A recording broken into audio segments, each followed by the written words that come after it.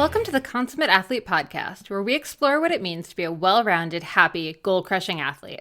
Every week, myself, sports journalist Molly Hurford, and cycling coach and kinesiologist Peter Glassford interview experts and chat through all of your training questions. We're excited to have you along for the ride. Hello. Welcome back to the Consummate Athlete podcast. Peter, how's it going? It's going well. Yeah, excited. I know that you've been busy doing many presentations here over February, I guess, and a little into March. And so, I'm excited that we're sharing one of these today. Yeah, it has been a while since I have done one of these talks. So, people who've been listening for a long time may recall back in, 2014 now, over 10 years. Wow. I wrote a book called Saddle Sore, A Women-Only Guide to You and Your Bike that was all about just women's comfort on the bike. We talked about everything: saddle sores, tampons, chafing, numbness, all of the fun stuff. When it came out at the time, there was nothing like it. You couldn't find that information online. Stuff that women were talking about at races, kind of under their breath, like whispering, like, hey, do you know what to do when, XYZ is happening? And I was hearing that because I was heavily involved in the cycling scene and cycling journalism. And it occurred to me that there was this space that, if you didn't know someone, if you didn't know another woman in cycling, a lot of these questions would just go unanswered. And since so many women get into cycling because of a dad, a brother, a boyfriend, partner, whatever, even I wouldn't say I got in because of any of those. I got in because Rutgers Cycling, which was an all-guy team at the time. If you remember the episode we did back with one of my former teammates a couple months ago, we talk about what it was like coming into a team with just guys. And I think it's so important that we're having these conversations, and it's become more and more common to have these conversations. But for women who are still just coming into the sport, this information just isn't as easy to access still. Or even not knowing what information to look up, right? Like, it's pretty hard. I don't know that ChatGPT has perfected how to explain what a saddle sore is. Maybe it has. I don't know. Anyway, I was super excited. Our friend who does a lot of the work with the Ride to Conquer Cancer, part of the Princess Margaret Cancer Foundation, asked me if for International Women's Day, which was celebrated last week, I would be up for doing basically a girl talk in the evening, just a virtual one where women who were doing the ride, and this is a lot of newer riders, would just come and hang out while I kind of hosted a girl talk. Pour yourself a glass of wine or a cup of tea or whatever, and listen to me talk all about labias and the bike. So we did it. And we wanted to rebroadcast it on here because it's been a couple years since I've done a talk like this. And we've put it up. And I know since then we've gotten a lot of new listeners that are just getting into cycling, just figuring stuff out. So, I think it's an important one to talk about. And if you're a guy listening to this, yes, some of this does apply to you. A lot of the basic principles are, the same thing: care and treatment of saddle sores, reasons you would need to change your bike fit, all that kind of stuff definitely applies to you. But more importantly, applies to the women you ride with. So if you are a guy listening to this and you do have a spouse that you got into this sport, or a partner or a friend, maybe send this episode to them, just so they can get this info from someone who's been there. And I think that's the message for sure, is whether you're coaching or you're a father or volunteering at something, or, as you say, a spouse is getting into it, or there's just so many situations where you might need to know this information. As you say, there's lots of crossover. There's saddle sores, the don't ride with underwear. It's all true for men as well. But it is important information to get out there. And, you were recently at another talk you did was for race organizers, speaking towards things like having tampons, things like having washrooms, or I should say porta potties. And so, again, you might be a man who runs races or helps at races, and then you can help make change that way as well, which is going to help the race, but also help the women who are participating in the race. Or even runs group rides. Like, I think it's more the casual, informal stuff where this is like the most missed. I've been to so many group rides and, more casual events where you're meeting in a parking lot that has no porta potties, no bathroom access, period. You're on this ride where none of the stops are at places that have accessible washrooms. So just stuff to kind of think about if you are someone who plans any of this.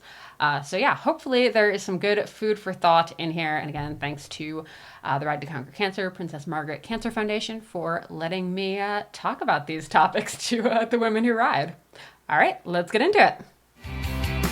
Welcome to our virtual discussion on breaking barriers, women's cycling comfort, fit and performance tips. We will be recording this session and share it with you afterwards. My name is Hyo-Eun Shin, and I'm the manager of event operations for the Ride in Northern Pass to Conquer Cancer.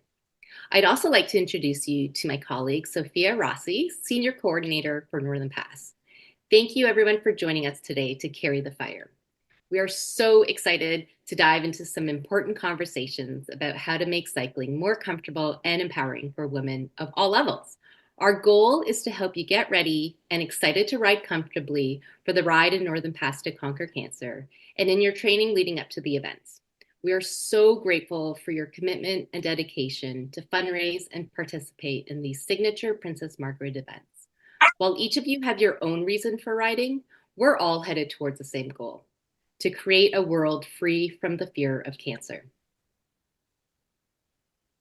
Thanks, Yoni. Carry the Fire is a rallying cry for every one of us touched by cancer. And sadly, almost every one of us is touched by cancer. 2 in 5 Canadians will be diagnosed with cancer in their lifetime, and cancer is the leading cause of death in Canada, men or women. But there is reason for hope. In the 1940s, only 25% of Canadians diagnosed with cancer survived. And that's if you were lucky. If you were elderly in the 1940s with cancer, you may not have been treated at all. Fast forward to the 1980s, and 50% of Canadians diagnosed with cancer survived. Today, the 5-year net survival rate for all cancers combined stands at 63%, with some cancers enjoying survival rates as high as 80 to 90%. At the Princess Margaret Cancer Foundation, we believe in the power of community, resilience, and pushing boundaries as we transform cancer outcomes. And just like in cycling, progress happens when we keep moving forward together. Tonight, we bring that same energy and passion to this discussion. We want to ensure that all women feel strong and have the confidence, knowledge, and support to prepare for the big Ride in Northern Pass events. Together, let's carry the fire. So tonight, this is our agenda and what we're going to be covering. We'll start off with a quick discussion on apparel and gear choice for women. The important topic of saddle sores and chafing, pad versus tampon and what to do on event day, menopause and training through it, how to do a quick bike check, training basics, skills practice and strength, nutrition 101, event day checklists and tips, and we'll finish off with a Q&A. But if you do have any questions, feel free to put it in the chat or raise your virtual hand, and we can answer as we go along as well. And then to wrap up, we're going to do a random prize draw and share some promos for you. Now, I'd like to introduce you to our guest speakers. Molly Hurford is an accomplished author and sports and nutrition journalist in love with all things cycling, running, nutrition, and movement related. When not outside, she's writing about being outside or interviewing other athletes. She's passionate on getting people, especially women, psyched on outdoor adventures. Molly is the co-host of the weekly Consummate Athlete podcast with her husband and cycling coach, Peter Glassford. She has written multiple fiction and nonfiction books, including the Shred Girl series, Fuel Your Ride, and Saddle Sore, Ride Comfortable, Ride Happy, which we will be doing a prize draw at the end of the talk. Most recently, she founded Strong Girl Publishing to tell more stories of young girls in sport, all written by young female athletes. Molly contributes regularly to Bicycling Magazine, Canadian Cycling, Outside, and Canadian Running, and hosts talks and clinics on running and cycling all over North America. We also have Karen Duff, who is an accomplished endurance cyclist and all-around sports fanatic. She has participated in the ride 5 times, so she has the 5-year milestone helmet. She works with Scratch Labs Canada as a training coordinator, offering product knowledge and the importance of proper fueling for training and racing and riding. Karen is also a certified personal fitness trainer, where she provides functional fitness workout programs that include HIIT, weights, and core. She is passionate about helping women thrive with the changes associated with menopause. As so many women battle through this stage of life, Karen offers solid guidance and support to help lead a healthy and active life regardless. Having been through menopause, Karen understands the challenges associated with maintaining sanity and strength, and strives to inspire women that it is indeed possible to reach the summit of the menopausal mountain while enjoying the ride. So she will certainly bring a unique perspective to this talk. Now, without further ado, over to you, Molly. Thank you so much. And I'm going to just pre-apologize for the fact that my dog is being very huffy today. So sorry about that. He's small but mighty. But anyway, let's get on with our talk. I'm always so excited to get to talk to women when it comes to all things cycling, because a lot of us come to cycling through men in our lives, whether it's dads that got us into it, partners that got us into it, even just friends. And that was the case for me. I was on a great collegiate cycling team, and I was the only girl. And I remember, the first time they gave me a pair of bike shorts, no one explained bike shorts to me. They just kind of assumed that I would understand it. The saddle that the team all rode, they just handed me and kind of assumed like, oh, this will probably work for you. But the fact is, we are women. We are not small men, as the saying goes. And also, we are not Barbies. I bring this up because, one of my top topics that I love chatting about is comfort on the bike.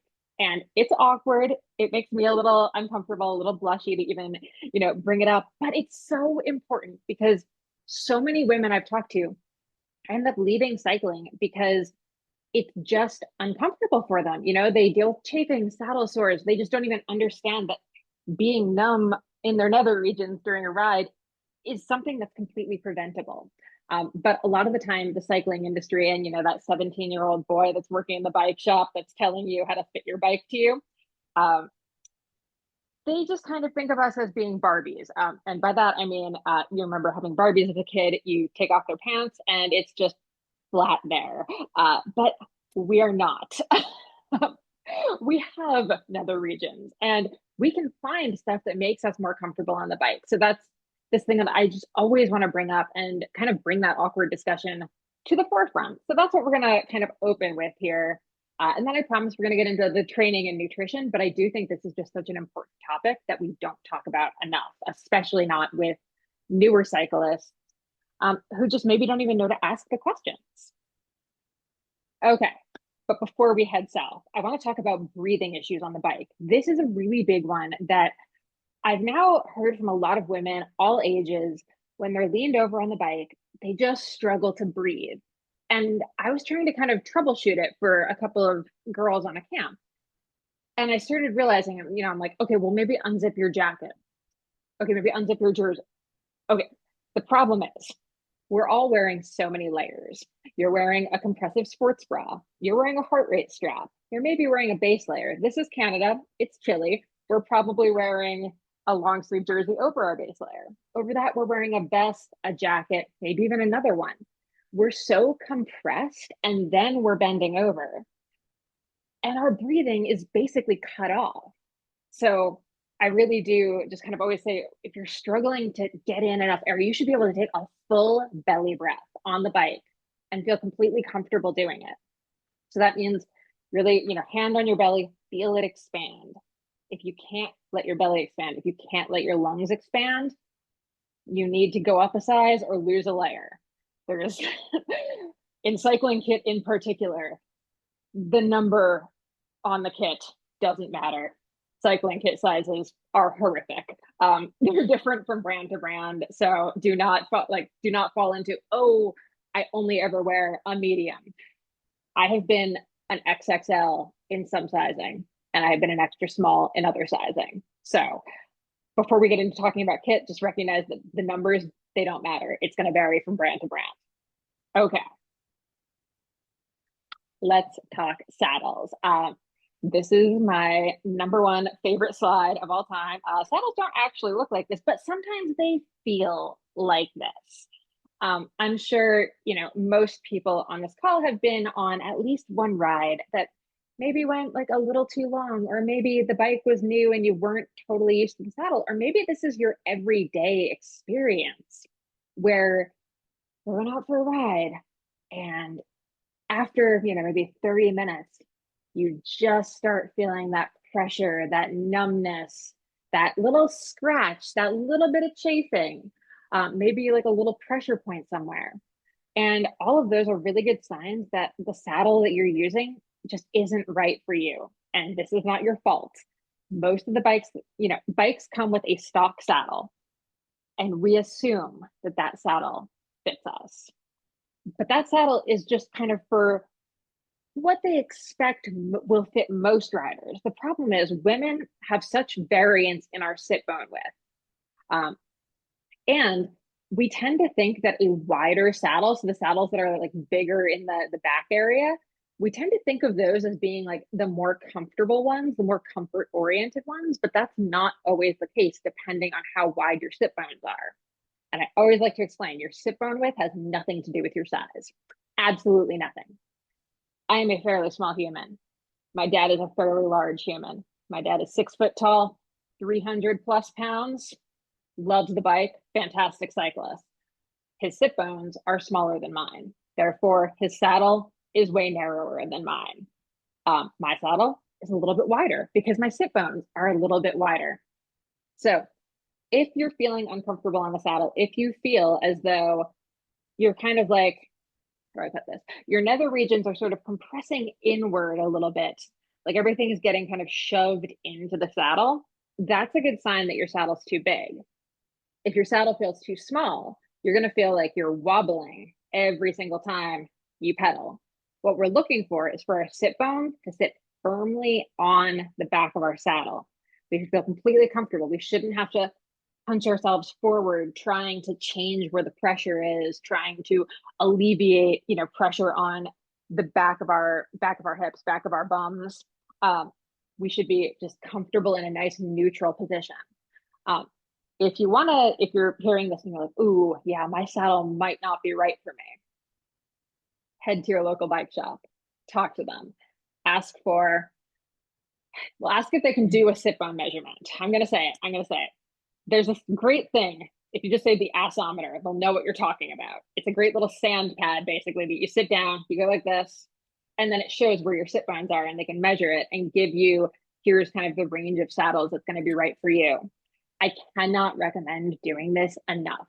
This is going to so improve your comfort on the bike if you can just find a saddle that works for you. Some women really like a cutout saddle. Some women kind of prefer not having one. That, unfortunately, is just going to be personal preference. So it's always best to look for if a saddle has a return policy. A lot of them do have like a 30-day policy. Some shops even will lend you saddles. They have saddle libraries. So really take the time to find the saddle that's right for you, and don't accept a bad saddle. Don't accept that, oh, I just always go numb after an hour on the bike. We deserve to be comfortable on the bike. We deserve to have a good ride. And honestly, if you can find the saddle that's right for you, if you can get your seat height adjusted to the appropriate seat height for you, you're going to go faster. I think that's like the other key here is it's not just that it's making you uncomfortable, it's also hurting your ability to put out power as best you can. If every time you're doing a pedal stroke, it's hurting, guess what? You're less likely to be pedaling harder and harder and getting up those hills faster and faster. So it's not just about the saddle, it's about the entire ride. And it starts with the saddle. It's the most important touch point. Okay, let's talk shorts. Okay, point number one. We do not wear underwear with our bike shorts. This is something that no one told me for a couple years. So I was, this young rider who, started riding just wearing my, gym shorts, running shorts, whatever. And then I got a pair of cycling shorts. And when I say cycling shorts, I don't mean the bike shorts that you can buy that are like fashion right now. I mean the shorts that actually have a chamois in them. The chamois is like the foam pad that sits in the shorts and makes everything a lot more comfortable. It helps fight friction. It helps trap sweat and other gross bacteria stuff that I will not go into in too much depth here because I do not want you all to leave just being like, ugh, cycling's disgusting. It's fine. It's all good. But I highly recommend finding a pair of shorts that fits really well, feels really comfortable. And I personally love bib shorts. I always talk about this with women because at bike shops, a lot of bike shops do not stock bib shorts for women because they just don't think that there's as much demand. Bib shorts are like a little bit higher end. They tend to be a titch more expensive than regular shorts. They're so much more comfortable. You will love them. It will be the best change that you ever make.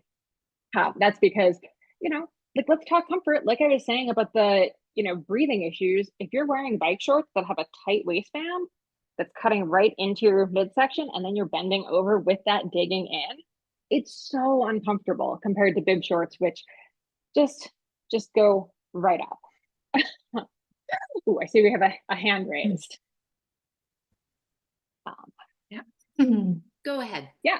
Hi. Yeah, sorry. Can you hear me okay? Yes. Okay, great. Yeah, so I tried on bib shorts last year. And maybe the sizing was wrong, but I found that they really dug into my shoulders. And I remember thinking, hey, my bra is enough of a enough of a barrier as it is. And so I opted not. But maybe I don't know if you could maybe speak a little bit more to it's you're selling it, like you're saying that they're great, but how did you overcome like kind of that awkward tightness on your shoulders? Yeah, that is a great point. And especially if you are a taller rider, definitely some brands are going to have straps that are just a little bit pressier. Yeah. I I would say it's definitely worth investigating other brands because Okay. I've definitely had some where, yeah, they feel a little too short. Even just the front part feels a little awkward or tight. Yeah. And then some feel much more like just really casual suspenders that don't really have much of a, they have plenty of give to them. But definitely try on a couple other pairs because I swear to you, if you find the right pair, it will be a game changer. Okay. Awesome. Thank you. Yeah. We have another hand raised. Hi, Molly. Hi. Thank you very much for doing this. First question. So, for women who are shorter, perhaps the bib shorts would be okay, but if you are very heavily endowed, then you have more pressure on those little shoulders. So that's one question. And the second question is that I've always felt tremendous discomfort around the thigh area because that short is tucking so tightly on my upper thighs that I almost feel like sitting on the bike for like a long ride, such as RTCC.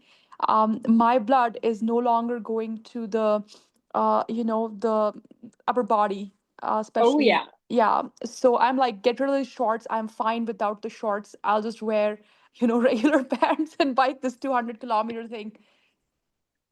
Oh my gosh. I completely understand where you are coming from. I mean, honestly, at every size, there are issues with bib shorts being too tight, or any shorts really having that like really tight band in the thigh. And again, this is where like the trying on makes all of the difference. Um, there are a couple brands, Terry bicycles comes to mind, that do actual genuine like curvier bib shorts that are actually made for women who are, in fact, more well endowed. Which is, so they're not just like, oh, here's like the 3XL. They're actually built for women who have curves. So definitely don't just rely on the brand that your local bike shop has in stock because often those tend to be either like the cheaper ones or it's just one random brand, and odds are pretty good that they haven't actually had a woman in the shop say this is the good brand, get these. So it is some trial and error. I will also say I will throw my email into my email's in the last slide, so if you want some actual, just like kind of a couple of recommendations, feel free to email me and I will send you kind of the ones that I've seen, people have the best luck with, because yeah, it totally depends on your size and your shape. And luckily I've talked to a lot of women cyclists and know which brands work for which type of rider. So feel free to bother me for specifics for sure. Thank That you, Molly. actually, yeah, of Just course. just a very quick follow-up there. So, Yeah. are your shorts supposed to sit comfortably on your thighs, or are they supposed to be like very tucked in so that the air cannot get through? Oh no. Okay. So we want them to sit on our thighs, but in the way like you would wear leggings, where you don't want them squeezing you and feeling like your legs are in a sausage casing. Just that there's not like flapping around. Um, so a fit, or they should be fitted like tights, but they shouldn't feel compressive at all. I find, yeah, the tendency, especially for, again, women who've been, we've been taught to go for the smallest size that fits us. We've been taught that we are this certain size. Cycling kit, like I said, terrible for sizing. Just do not trust it. We're looking for comfortable, not compressive. Because yeah, it starts getting really uncomfortable to pedal if you feel like something is just suctioning you in, for sure. This is not Spanx. This is not shapewear. Is probably the best way to put it. Because they have this sticky thing in the inner side, right? On the Yep. hem. Yeah. Yep. So when you put that on, a good way to tell is if it looks like it's like squeezing in and suctioning, that's too tight. We want it to be touching you, but not, we shouldn't see a line into your flesh. That means it's too tight. And again, that is not like a thing about you. That is just a thing that those shorts may not fit, and they might fit everywhere else, but that part doesn't work. And that's okay. We find another brand that has better shorts for you. Thank you, Molly. Yeah. This is making me think I need to do an article that actually has kind of like a scheme of the best shorts for different riders. There is just one more question in the chat, but we do I have a love lot this. to cover. We do so much to cover. So Denise, if we can just hold that question to the Q&A and we'll come right back to you. Perfect. And I promise if anyone has any further questions, I can talk shorts all day, so email me after this. Okay.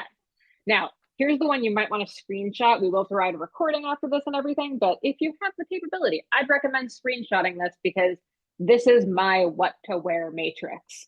I'm not going to go through it all because again, we want to get through a lot of stuff. But this is just the easiest kind of like grid for what you want to think about wearing, especially on ride day when you're going to be out for a while. So yeah, screenshot this, use it later. We'll also have it, in the recording. And we have it over on my website at consummateathlete.com, but I wanted to just put this up so everyone had a chance. I'll share the slides as well. Beautiful. Okay, saddle sores, skin issues. Yeah, I'm going to keep this brief because again, I could talk about this all day, but we have a lot to get through.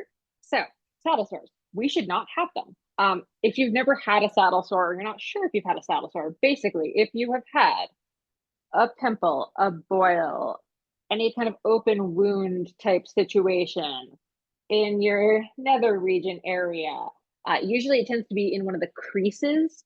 This is not normal. This means that something is going on, whether it's our shorts aren't fitting right and are chafing us in a weird way. Maybe it is that you're wearing underwear with your bike shorts and that's actually causing more friction. Basically, when we ride, if we think about pressing our nether regions on the saddle and going like this thousands of times, we are creating little tiny micro tears in our skin. And if bacteria gets in, we end up with these lovely saddle sores. They're very treatable. It's not a big deal. We just want to deal with them with chafing in two ways. One, we want to get clean. We want to get dry. So this means maybe wear a maxi skirt for a day. Keep things breezy. And two, we want to treat it the same way we would treat any kind of minor cut, polysporin. If it is more of a pimple kind of situation, this is where you can use basically an over-the-counter kind of pimple medication. Works wonders. If it's not going away, if you have a rash that's not going away, if you get a fever, go to your doctor. Do not let these things continue. End of story. Done, cut, print. That means it's serious. I have met a lot of cyclists in the pro field who couldn't take time off to deal with a saddle sore and ended up in a hospital because of it. So we don't want that to happen to you. We want you to be riding for a very long time. And if that means one day off the bike to let everything work itself out, we take that one day off. Okay. The other debate is always pad versus tampon. I'm going to add versus menstrual cup, and what we want to do on our ride day. First of all, don't worry, we have you covered. On all of the rides, we have pads and tampons available at the aid stations. Hooray! Shockingly few races have this, so I'm just a huge round of applause for the fact that we have this. That said, tampon is probably your best bet. I understand that some women can't use them, won't use them. In that case, do what you got to do with a pad. Or if you have a light enough flow, I'm just going to say it, get dark shorts. Don't worry about it. It's fine. But tampon, menstrual cup, those are going to be your better bets for on the bike. Only because, again, pad, similar to underwear, we're going to have that weird chafing, going to have some rubbing. It's going to be awkward. And yeah, just kind of be aware if you know your period is coming prior to ride day, then just be, ready for it. Understand that it's going to happen, but also recognize that just because you have your period does not mean you are going to ride any slower, there's been lots of talk about how we train with our menstrual cycle, and that's fantastic. But I think one thing that it ignores is that ride day does not care what day it is in your cycle. So I always tell people we can perform at our absolute optimal when we're on our periods. It's fine. Don't worry about it. It's just all part of the fun of cycling. Until it's not, which is where I'm going to ask Karen to kind of just speak a little bit towards the menopause side of things, just a little bit about some considerations that women who are entering that phase of life should be thinking about when it comes to their comfort, especially, and also a little bit about their training. Karen, over to you. Hi, ladies. Thanks for joining us this evening. This is awesome. I just wanted to share a little bit about my personal experience with going through, perimenopause, menopause, and obviously, and through training and cycling and competing. I guess I'll say I'm fortunate enough to be through peri and through menopause and on the other side of it at this point. Yay. It can be a little bit rough and up and down, but and everyone goes through, everyone's symptoms are different. And I think at that point, as athletes or trying to stay active, you just have to try and embrace those changes as best you can. And everyone's symptoms are different. But a couple of things that kept me going was, you could experience, sleep deprivation, or not deprivation, but sleep issues and other hormonal changes going on. But the key thing is to maintain being active. So if obviously we're talking specifically about cycling, so stay riding on the bike, keep moving. And if you're doing your training, try and change it up. Try and still challenge your body in a way, and instead of just doing zone 2 rides, add a few pickups and intervals in there when you're out on the road. Try and kickstart that metabolism as those changes are happening in your body.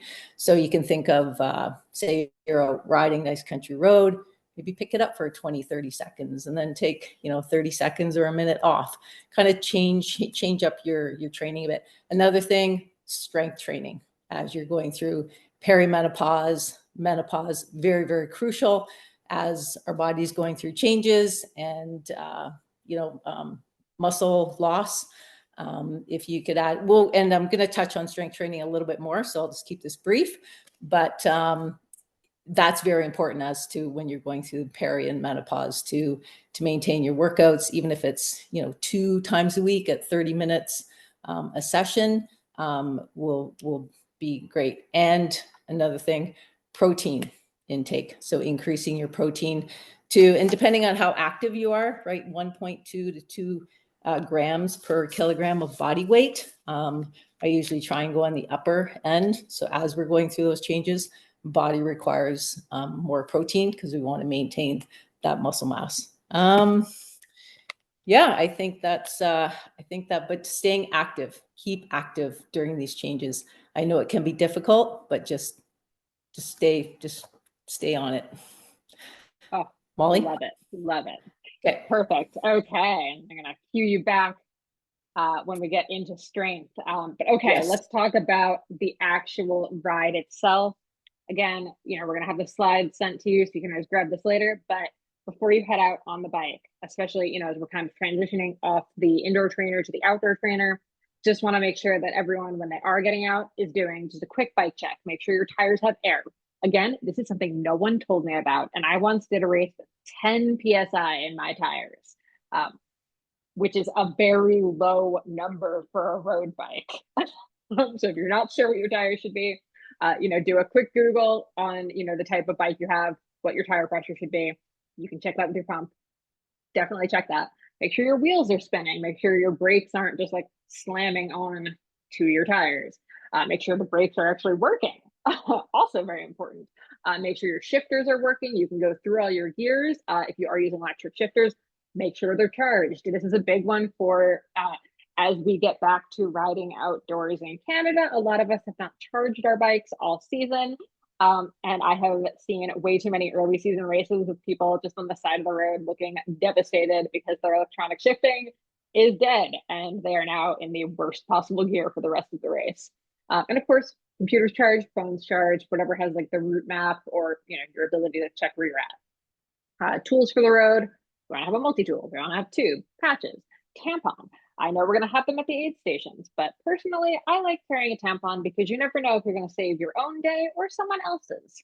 So it's a nice thing to have when you are out, whether you're doing your own training ride or at, a race day or ride day, as it were. And especially if you're in more rural Ontario, always a good idea to have a few bucks in your pocket, just because sometimes you run into a place where they don't take cards or the card reader's down. So keep that in mind when you head out. Okay, now we're talking training. So we have a few kind of key points here. The number one thing is consistency. So this means that we want to train more days rather than the traditional like weekend warrior thing that frankly, I'm going to say more guys do than women. We tend to be a little smarter. I'm just going to give ourselves a pat on the back for that. But, you go out, you do this monster ride on Saturday, and then you are exhausted Sunday through Wednesday. You start feeling a little better by Thursday. You go out for your monster ride on Saturday. You're exhausted for the week. Think small bite-sized rides, maybe a little longer on the weekends. That's fantastic. But really, we want to be aiming for more days on the bike. And days on the bike, that can be a 30-minute spin on the indoor trainer. Heck, that can be a 15-minute spin on the indoor trainer if that's what you have time for. That is so much better than nothing. And Karen's point about the movement just being kind of an important part of getting through perimenopause, menopause, that's important anytime. And just that little bit of consistency really gets that flywheel turning, gets you starting to feel like you are a cyclist, like you are an athlete, which you are. If you're on this call, you are. So really thinking about, oh crap, I don't have time today. Oh, it's a little late, whatever. Hop on the bike for 10 minutes, still counts. When we are training, and we do have a 3-month plan that will be available to you, so you can kind of get going on it if you want to kind of be a little bit more structured. If you don't want to be more structured, just remember the phrase high, low, off, where one day we're doing, as Karen said, maybe just a few pickups. Maybe we're just, going hard for 30 seconds, 1 minute, 5 times in a ride. Doesn't have to be fancy. Then the next day, we're just taking it a little easy, or maybe going a little longer. Maybe if our, high ride, our harder ride was 40 minutes, maybe on our low day where we're just going nice and casual pace, we're going for an hour, maybe an hour 15. And then we're taking a rest day. And rest day could be some strength, could be some yoga, could be a walk, could be a rest day if you feel like you need it. And you should have one rest day where you don't do anything, or at least like you keep it very gentle during the week. Again, you're on this call, so you're probably a go-getter. You probably want to, crush everything, tick all the boxes, type A personality. I completely understand that. But we are not winning anything by training every single day. We do need those rest days to let our bodies recover. So think varying things. Don't just get on the bike and pedal at the same speed for 30 minutes every single day. I mean, doing that's better than nothing. But if we can add a little bit of intensity one day, a little bit longer the next day, and then take our nice easy day or add our strength, that's a recipe for success. The other recipe for success, skills practice. A lot of us, especially in Canada, we're training inside. We're doing a lot of our base miles on an indoor trainer at the gym, but we're on the bike indoors. Because of that, we tend to neglect the bike skills that we're going to need to be efficient and effective when we're actually out on the roads during these ride days. These days are really long. And the smarter you can be, the more skilled you can be on the bike, the easier the days are going to be. Now, I don't mean you need to do wheelies to the start line. Not saying that.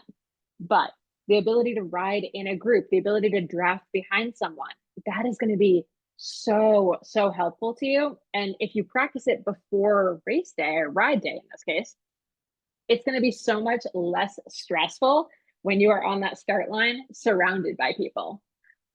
So call a couple friends, meet up with them on a Saturday, do just a little bit of riding together, play around with like, oh, can I stay 6 inches behind you, a foot behind you, wherever I feel comfortable. We can do all of this extra work on the indoor trainer. We can smash out intervals. We can do hours and hours on there. But if we're having to basically come to a stop every time we're trying to go around a corner, we're expending a lot more energy than we need to. Same with, being able to clip in, get our feet clipped into the pedals on a bike that's outdoors. It feels a little different than clipping in when you're on the trainer.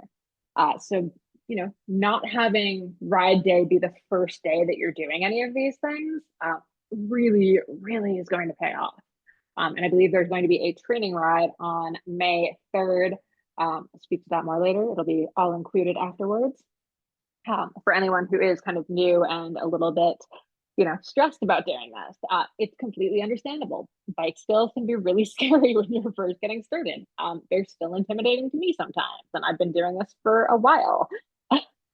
So don't stress. You're not the only one who's feeling nervous about it.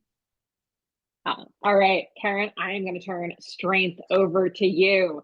Talk to us about what we need to be doing. What's our minimum effective dose here? Okay, ladies. So in addition to, as Molly said, riding consistency and changing the riding pace and distances and intensities up, be great if you could add in, and it doesn't have to be complicated. It could be like 2 30-minute sessions a week. Now, in order to get the most bang for your buck, I would suggest Tabatas are a great strength training option. So you can combine say 2 strength movements. So Tabatas where you're working 20 seconds of effort, right? And then followed by 10 seconds of rest. 8 cycles of those works out to 4 minutes and 10 seconds of effort. Just for example, could be say squat press ups for 20 seconds. You get 10 seconds off. Then it could be going into, front lunges or, bent over rows or flies. So a combination. I know we can't really get into specifics, but think of Tabata work. That could be 20 on, 10 off. You could also go to 30 seconds on, 15 seconds off on there. I'm also part of the promo. So I teach online functional fitness workouts Wednesday and Friday mornings at 7 a.m. And you can join me for a free class if you'd like to try that out. In the future, you guys will just have to, Tioni will have the email address and you can contact me and I can set that up with you.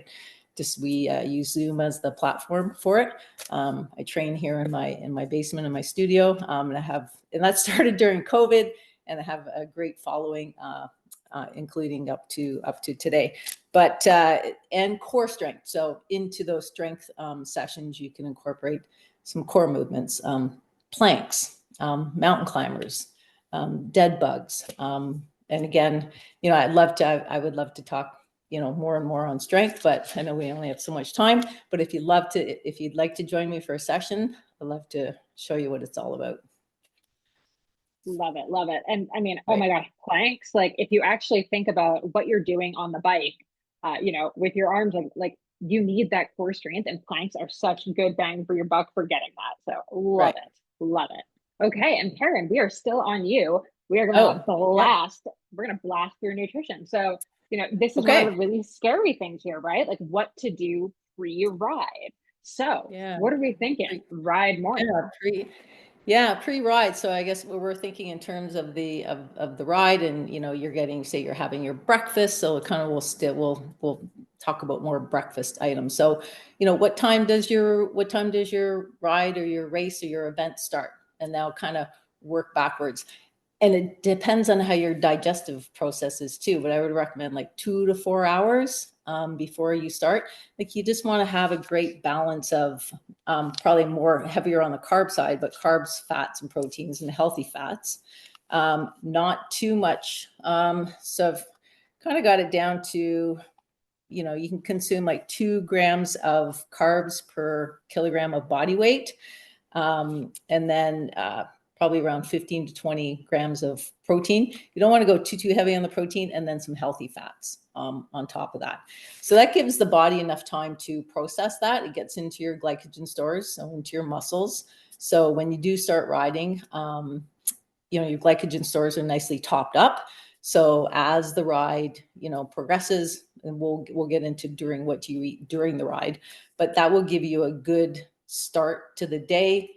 Think of we have bagels there, oatmeal, toast, and peanut butter. Start sipping on your whatever hydration brand that you're having. Have your bottle there and start sipping that during breakfast. So you're kind of getting into already in that hydration part too. So that's and we'll get into specifically into hydration also. But just giving your body a good start before you get onto the bike. If you start, in calorie deficit, or it's going to affect your performance right off the bat, and you may not have any glycogen stores there. So we want to make sure you're topped up, ready to go. And as they decrease, we can fuel during the ride and keep them topped up. All right, Love Molly. it. Love it. And I will note there is going to be breakfast available at the event. So if you have a specific thing that you want to eat that. But if you're, Right. if you're okay with eating kind of whatever, there is food available. Often I get asked about coffee, and I will say, know your digestive system, especially on colder weather rides. Those bib shorts, those bike shorts, they're a bit of a pain in the butt to get into the porta potties with. So know your pre-race pooping plan. Sorry, just going to be blunt. It's going to make you so much happier that I said that, because if you hadn't been thinking about it, now you are. All right. Let's talk sweat. Karen, can you kind of explain the importance of knowing about your sweat? Okay, so a lot of people associate sweat with, it's I'm just losing water. I'll just drink water to replenish, what I'm sweating. But if you have a look, we break down our sweat drop a little bit more in detail, right? 90% of that sweat drop is sodium. The other parts of it, magnesium, sodium, potassium, calcium, making up those electrolytes that we're losing in our sweat as you're riding. So you want to replace what you're sweating out. Now, depending on what there's hydration on course, or maybe you've brought your own, but we want to kind of go on of replacing or drinking a bottle per hour as you're out there, right? And there'll be lots of aid stations to stop at to replenish that. So kind of going, 1 bottle per hour. You're going to have, so there's going to be, we're also going to have pickle juice. I think that was mentioned. It was at the ride on previous years. Apparently, some people, swear by it, that pickle juice helps with hydration and to prevent cramping, which is great. But yeah, I mean, you may find, depending on the temperature that day and how intense you're riding, right, it could add to the increase in sweat loss. So it's usually on a manufacturer's or on the brand that you have, it kind of gives a guideline as the average sweat loss what an athlete is losing per hour. But if you know, unless you've had a sweat rate loss test, but if you know you're a heavy sweater and it's super hot that day, and you know, you might want to up that sodium that you're taking in your bottle, increase it. Yeah, so are we getting right into, I'm just gonna add a few more things on hydration here. So it's so really super important, right? So as if you dehydrate, right, it affects your, it's gonna affect your performance, you know, your muscle function. We want to keep those cells firing. So as we dehydrate, oh, there we go. Right, leads to poor decision making, poor performance. As we hydrate properly, it will help with you know, recovery too at the end of your ride, that you're not dehydrated, or if anyone suffered like a dehydration headache maybe the next day after being out riding all day or not consumed enough electrolytes during the ride, it feels more or less like a hangover. Done it, been there. I'm sure we all have, and learned our lesson the hard way. Yeah, so super important to replace the sodium and the electrolytes that you're losing. Yeah, just go on one bottle per hour as you're out there, and stay hydrated, and your body will thank you at the end of the day and the next day too. Oh yeah, definitely the next day. And you know, a lot, like some of this is thinking about 2 days. So we really want to make sure that we are, you know, really just maintaining that for sure. Yeah, And I mean, on that note, and set up and set yourself up for success the next day. And exactly. obviously we'll get into some recovery too, but yeah, what to eat during the ride. So I love it. There will be scratch energy chews on course, and lots of other options. So as you're right, you've had that pre-fuel breakfast, you know, your glycogen stores are topped up, feeling good, right? Those are eventually just like, you know, we have to keep putting gas in our car to keep it going. We have to fuel our engine. If we don't fuel it, we're going to bonk, and performance is going to go down. You're going to get cramps. You're not going to feel well. You're going to get lethargic, and it will hit pretty quickly. So, you know, my rule of thumb, and again, it could depend on intensity of how hard you're riding, but you know, 90 minutes into the ride, you know, start consuming some fuel options, and there'll be lots of rest stops. So as far as how much do you take? Well, my kind of go-to, or how I ballpark it is, so take your body weight in pounds. It's easier in pounds, and double that. Okay, say you're, just example, 135 pounds. So it's times that, 270. So you know, you could look at replacing 250 to 300 calories per hour as while you're out riding, to keep your glycogen stores topped up. If you want to do it in calories or carbs, that could be anywhere between 30 and 60 carbs per hour. Right, depends on body weight, intensity. All of those things come into play. Right, bananas, pretzels.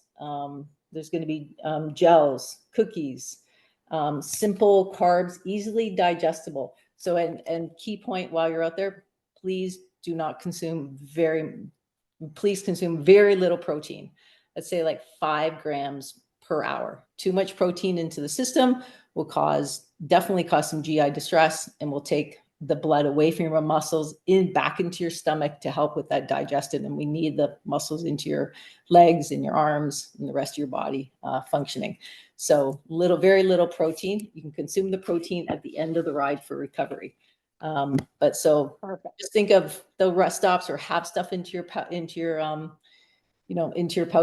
your jersey, to grab during the ride if you like to eat a little bit as you go, or you know, half the calories at once, and then you know, kind of just stay on, find a rhythm or a timing that works for you, to keep those fuel stores up.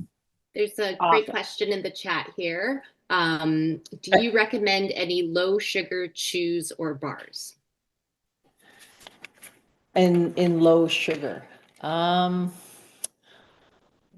Well, for example, I'm going to go to Scratch Labs bars, because we do have one of the, as far as our bars, they contain about 7-8 grams of sugar in a bar, compared to most energy bars out there, which contain double or triple that. But again, you do need some sugars to give you fuel and energy. You don't have to have excessive amounts, but and changing it up, some sweet, some salty, some savory, changing up maybe as you're riding, kind of like, oh, I don't want to eat another banana, or I don't want to eat another gel. I want something different. And that different can be like, oh, that tastes so good. Okay, give me, just to change it up, and sometimes you get flavor or palate fatigue. So good to change those things up as you go. I can't. Sugar is your friend when you're riding. When you're active, sugar is fuel. So you should definitely not be shy. Like don't opt for the no sugar fuel option, because the sugar is gonna like give you that quick hit of energy. Right. And some people do shy away from it, right? They're like, well, I just don't want to consume the sugar, but you're burning it. It's your fuel, right? You're burning it as you go. It's like, right? It's rocket fuel. You want to keep your engine stoked, because the downside of that is just, it's not good. It's bonk. It's bonk time. And been there, done that too. Been dehydrated. Yeah. I've bonked. I've done it. I've learned my lesson. Never going there again. We've got another great question. If carbs over fats, what's best? I personally go carbs. That's going to give you carbs. Carbs are good. Carbs are good. Fats Carbs good are too. golden. Fats are good too, but carbs are. Yeah, more so heavier on the carb side, for sure. Yes. Like Unless say, there's like some kind of burning. medical, like if there's like a, diabetes situation where, medically you've been advised to not slam a lot of sugar, then like obviously speak to your doctor, speak to a dietitian. But for the rest of us, definitely, lean into carbs on your ride. And I know we are so tight on time now, so I'm going to skip to our post-ride, my 30 seconds here, post-ride. Get the heck out of that chamois. Again, this is where saddle sores happen, is when we hang out in that sweaty, gross kit for too long after our ride. So take it off. Think Donald Duck. Have some snacks. We're going to talk about that in a second. Bike check, get it ready for the next day. And we want to do just a little bit of stretching, let that back release. There is some chance to do yoga. There's a good spot for it. There's some massage even available after day 1 of Ride to Conquer Cancer. So maybe take advantage of that. Just do what you got to do to feel good for the next day. And speaking of which, this is where we cannot stress enough the importance of recovery nutrition at the end of the day, especially when you have to go again the next day. So Karen, give us the quick hit. What do we need to know about recovery? Quick hit on, so after all this training and your pre-ride fuel and during the ride, the recovery is super important, especially if you're riding the next day, and your body will thank you for it. So really important. There'll be lots of options there at the end of the ride on day 1 and day 2. Kind of go to first if you can get a recovery shake in. So there'll be some recovery shake options where you can mix with whatever's on site. There might be milk or water, preferably within 30 minutes of finishing off the bike. That will just start that recovery process of rebuild, refuel, recovery. Rehydrate too. There'll be sodium in there. It's there to. So are those types of recovery drinks after a long ride, they're not heavy on protein. It's typically a 4-to-1 carb to protein ratio. So we want to top up those glycogen stores, get you recovered. This isn't a meal replacement. You'll still have your meal once you have your recovery drink, get changed, get settled, then have, your dinner that evening of a good balance of carbs, fats, protein, like a 40-30-30. So that will help prevent fatigue, muscle recovery, set you up feeling strong the next day when you start your ride too. Perfect. And that's important every ride. This is not just on ride day. If you do a hard workout, if you do a long ride, this. Yes. Perfect. Okay, ride day. Again, very quickly. We want to have a schedule of our events so we're not stressed out. I like writing all of this stuff out in like a Google Doc the night before based on the website. It just makes me feel better. Have your alarm set, triple check that. Have your gear set up, laid out so you have everything you need.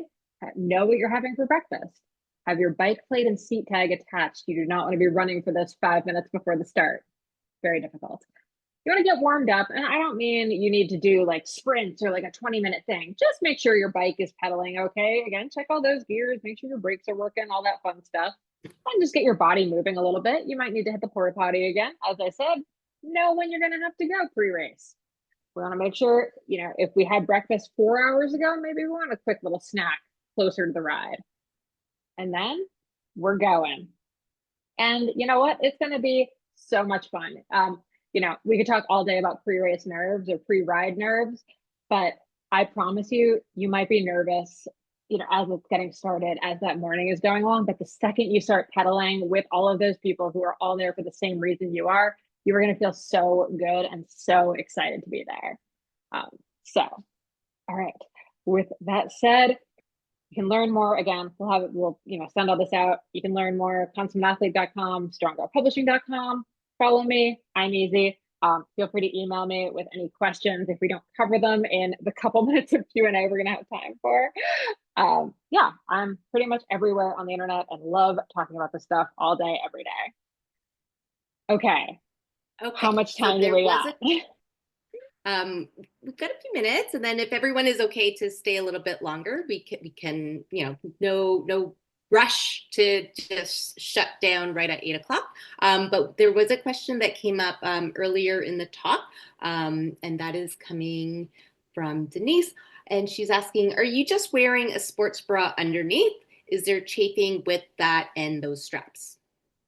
Oh, good question. Yeah, I just wear a sports bra underneath. I tend towards like a longer line sports bra or like more of a bralette. I don't really need a whole lot of compression or, you know, really any support if I'm being totally honest. You wear that under the bibs. Again, if you're more well endowed, you might want to look for bibs that actually don't have that like netting. I know that picture I showed had like the bibs really have like a whole net here, but they have some that are just more suspenders and you can actually have them kind of sit on the side of your chest rather than down the front if that's uncomfortable for you. So again, playing around with, you know, the different types and trying them on and seeing what works best for you. But yeah, sports bra under the bibs. There was another question if you know of any women's cycling clubs or women-friendly cycling clubs in the GTA. There were some answers in the chat. Jornella's Cycling Club is very women's friendly, and I believe they do have women's only rides as well. In the Whitby area, there's Bikes Plus. They do a ladies' ride on Wednesday evenings. And there is a cycling club out of Hyde Park called the Saddle Sisters. So if you go on Ontario Cycling, they do list a bunch, all the cycling clubs in Ontario, so you can find some there. But go to your local bike shop, ask them if they have a club or if they're aware of any. There's the bike show this weekend where Princess Margaret, we're going to be there. So there's going to be some cycling clubs there, lots of great bike shops within the GTA, so you can talk to them as well. There's a couple more questions. Any tips on how to do your hair so that it is comfortable under a helmet, but also mostly off your neck? Great question. Great question. French braid for life. I think that's really the best thing that I've found is because it really keeps it flat without like one specific bump to it. A lot of women will do like a bun through the back of their helmet. So if you're doing French braid, you want it to be really flat down the back. If you are going to put your hair in a ponytail or a bun, actually put on your helmet and see where the hole is, because I think the discomfort tends to come when you're putting the ponytail up here and the helmet hole is down here. So you're like shoving it down. But yeah, French braid is really the best thing I've found. Also the best for like the post helmet hair situation. You get like a nice wave.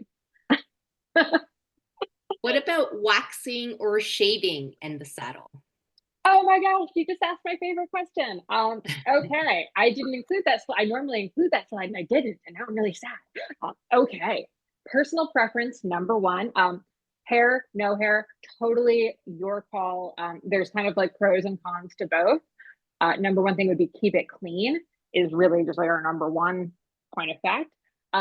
If you are waxing, do it at least a week before any long ride if you're not used to it, especially if you have sensitive skin. This is not something I would do on Thursday when the big ride is on Saturday. I would do that maybe the Sunday before. Shaving, same thing. I actually would, be very careful about shaving that area the day or two before the bike ride, because you're going to get those little micro tears. If you do get any razor burn, it's going to be real uncomfortable. I'm actually a huge fan of waxing or laser if you're feeling real kicky. It's the best decision I ever made. And yes, I'm just putting this right out on the internet here. 10 out of 10 recommend. Very expensive, very painful, totally worth it. Do you have any saddle cream recommendations? Chamois cream has been very good to me. They have a couple different formulations, or chamois butter, I'm sorry. So it's chamois butter, BUTT''R.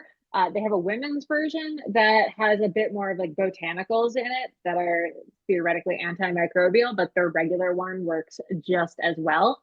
Keynote about the chamois cream, I highly recommend putting it directly on your nether regions in the parts where you chafe the most. Too many people just slam a big dollop of it into their shorts and then kind of slide around to try to get it into the right places, but often it doesn't really end up going to the right spot. Also, think quarter size. We do not need a huge of chamois butter, sorry. Otherwise, you're just going to be literally doing a slip and slide kind of vibe on your saddle. It's going to be very uncomfortable, which is not the point.